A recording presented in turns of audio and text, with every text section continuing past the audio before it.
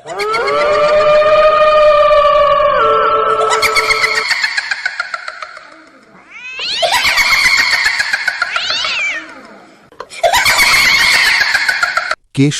গ্রামে একটা বট গাছ ছিল।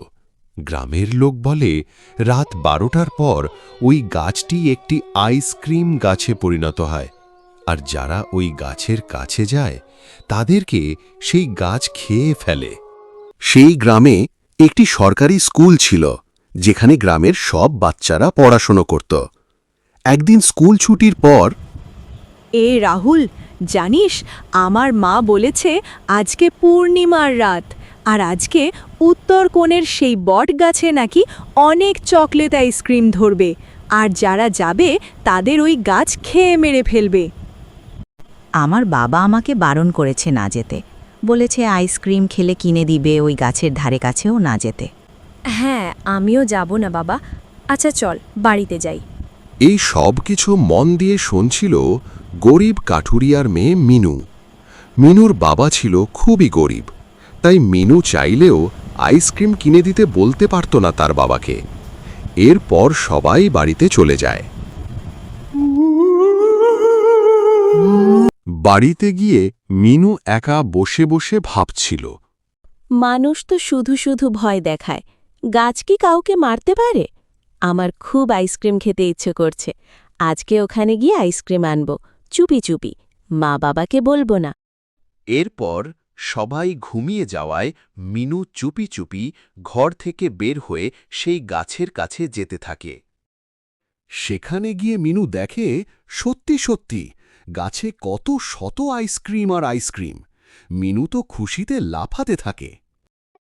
এরপর সে আস্তে আস্তে সেই গাছের কাছে যায়, আর যখনই একটা আইসক্রিম নিতে যায় হঠাৎ একটা ধমকা হাওয়া তাকে বাধা দেয়।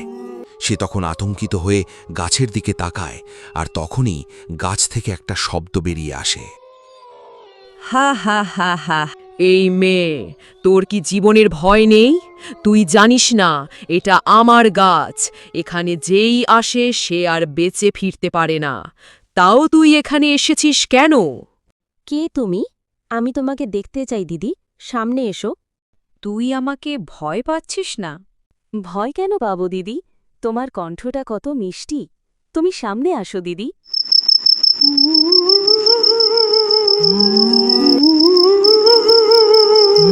তুই আজকে আমাকে অভিশাপ মুক্ত করলি। আজ থেকে আমার আত্মা মুক্ত। আমাকে একটা সাধু অভিশাপ দিয়েছিল, যেদিন আমার সাথে কেউ ভয়হীনভাবে কথা বলবে আমি সেদিন মুক্তি পাব। ধন্যবাদ তোকে। আজ থেকে এই গাছ আর অভিশপ্ত থাকবে না। এখান থেকে তুই যত ইচ্ছে আইসক্রিম খেতে পারিস। এখন আর সকল গ্রামবাসীও খেতে পারবে।